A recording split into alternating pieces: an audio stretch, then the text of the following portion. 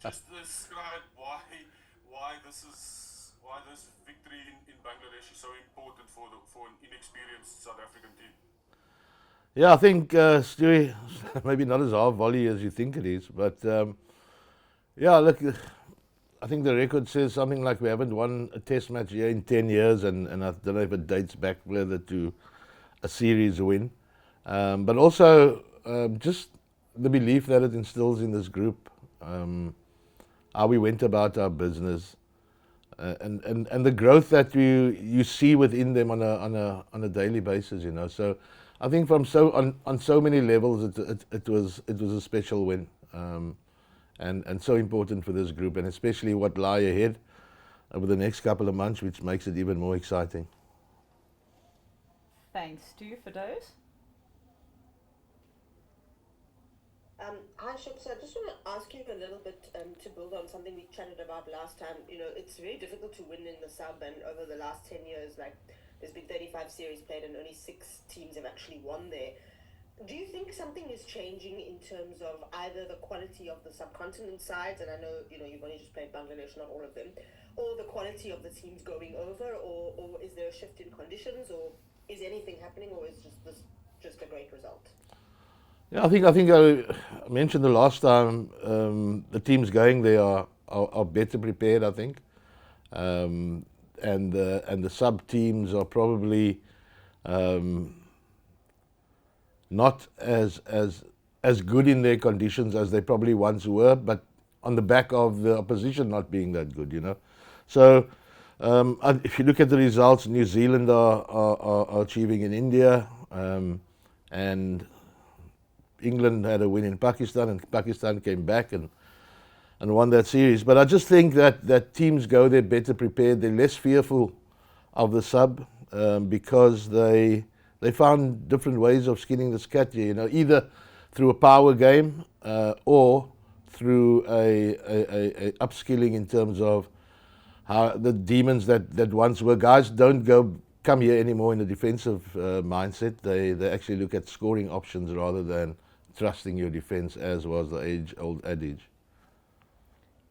Thanks for those, Morgan. Thanks, Lucy. Hi, Shooks.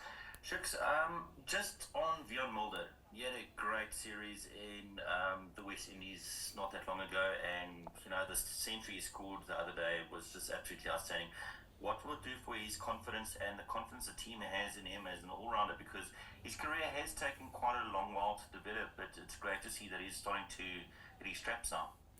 Yeah, and we all forget that he's only 25 or 26 years older.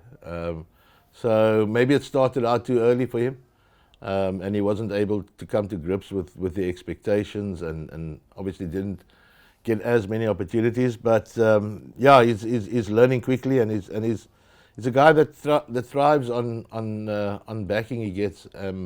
He's critical for our team going forward. He adds so much balance to our side when he's playing well at number 7, and what he does, what he's able to do with the ball. So great that he is running into the form that we know he's capable of, and that does certainly bode well for the next couple of years, I'd like to think.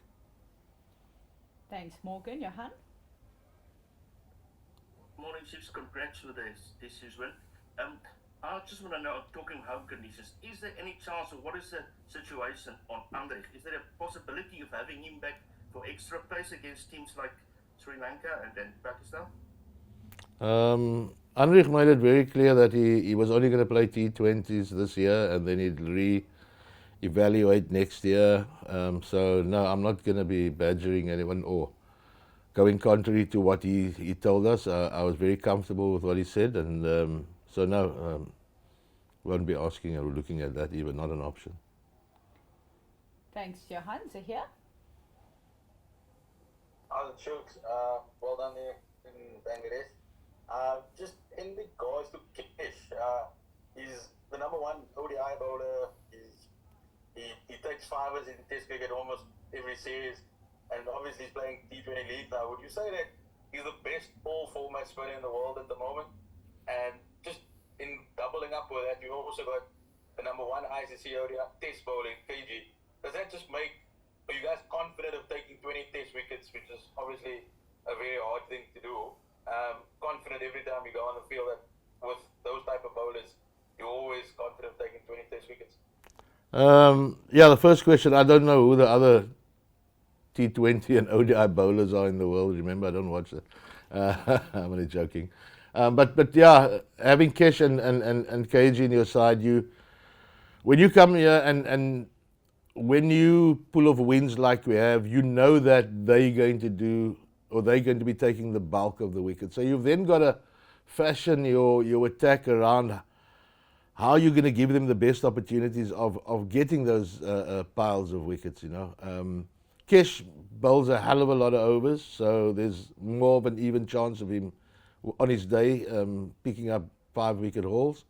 But the continuous threat that KG possesses, you don't ever want him bowling in dead overs or in defensive situations. At every turn, when he's got the ball in his hand, you want him to be able to look to strike and be attacking. So we then fashion our attack around that. People might question the selections of guys like Dane Patterson, but here's a workhorse. We knew the conditions would be such that if you keep the Bangladesh batters quiet for long enough, which he can do and does do, it allows guys like Kesh and KG to do what they do, you know.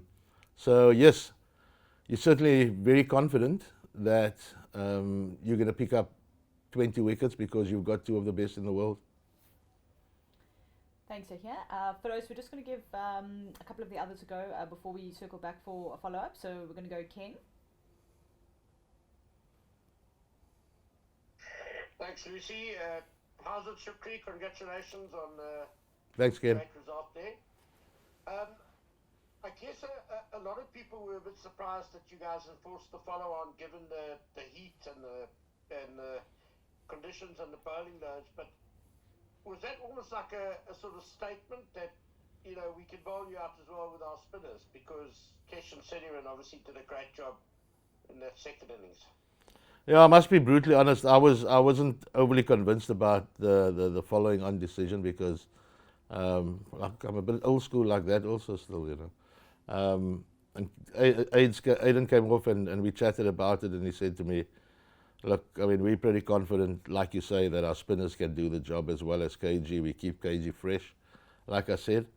And knowing what we know and how they go about their business, and when we've got them down, we actually wanted to really put the foot on the throat there. So you got to credit Aiden with all of that, or most of it. But yeah, I don't know if it was a statement, Ken. Maybe subconsciously it was a bit of a statement, yes, as to how we want to go about our business. Thanks, Ken. Telford? Thanks, Lucy. How's it, Shukri? Hello, Tel. I remember in 2015, Faf du Plessis walking into a press conference 2 days before the Mahali Test match and saying it's a terrible pitch, and he wasn't wrong.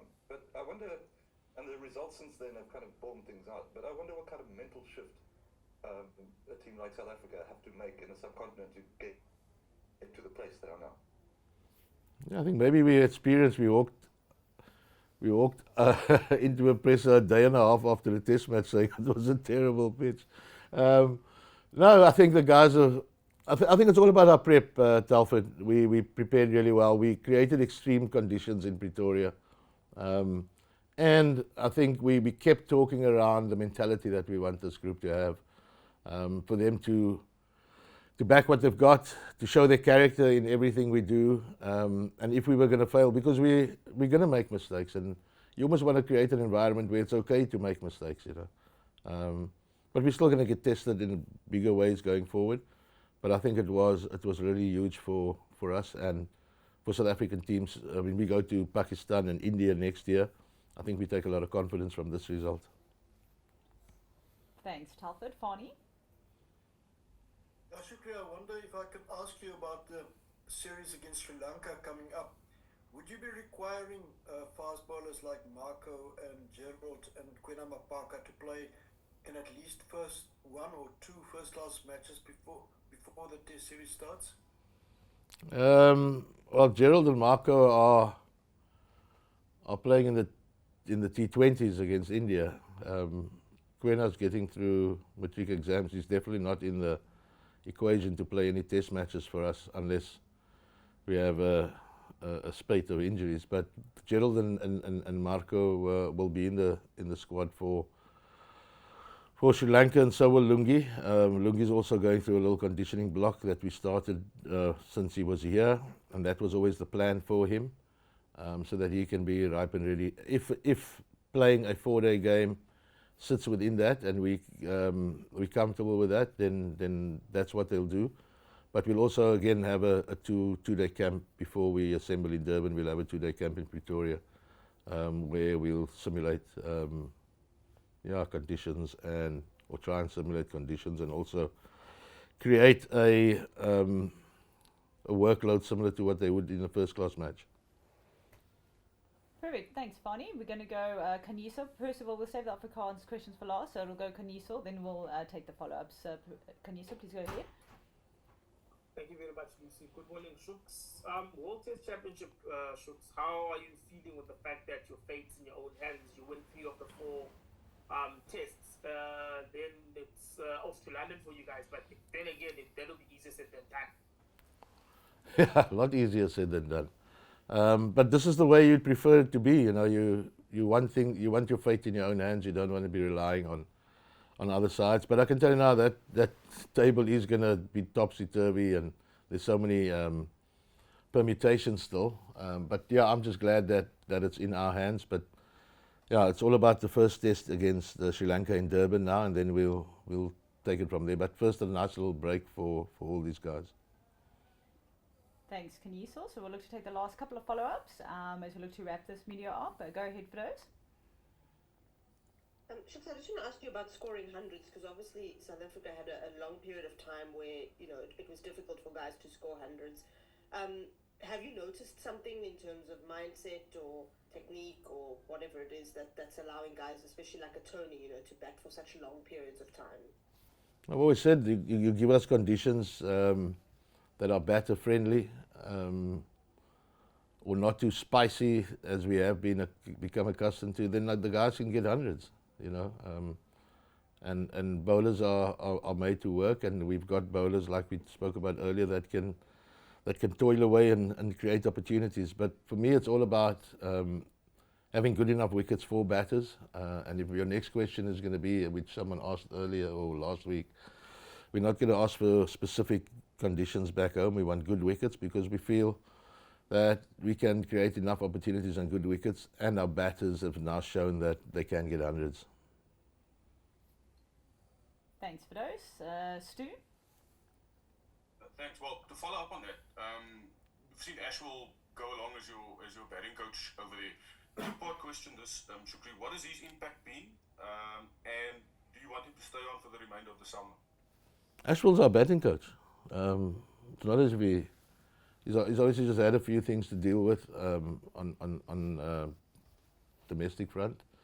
That's why he couldn't make the West Indies. But he's our batting coach, so it's not as if he'll pick and choose. If he can, if everything allows him, then he'll be. So he's our batting coach, and his impact has been, pretty plain to see. He brings a doggedness, he brings a mentality that he played with, and understands batting, understands techniques of which we don't go too much into, but obviously if there are little technical things, but certainly the mentality that we want to drive, he sits at the forefront of that as well, in the batting group. So he just fits in beautifully with what we want to do here.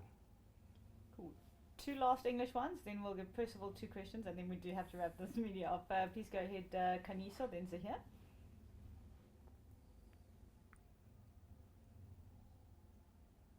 It's an old hand from my side, sorry. Oh, no stress. Zahir, over to you.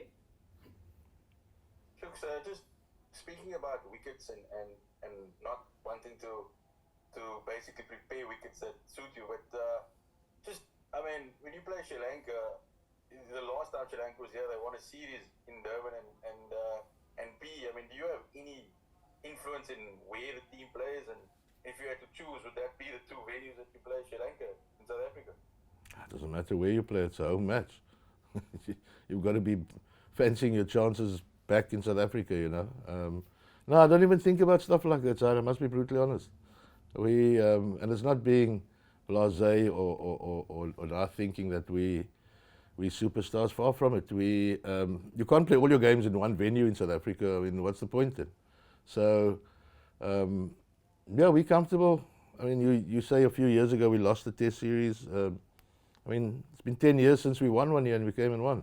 So, I mean, I don't see the need to make a big thing about where we're playing. If they can give us good wickets, like I said, in Durban and in PE, you look at the domestic front, the Seamers do well in PE. Durban of late, the last couple of years, has spun a bit simply because they prepared it like that, you know. So, and yeah, hopefully we just get good wickets. That's all I can ask for. Thanks. So here, Percival, over to you for 2 questions. Lucy, baie dankie. Baie geluk aan Shukri.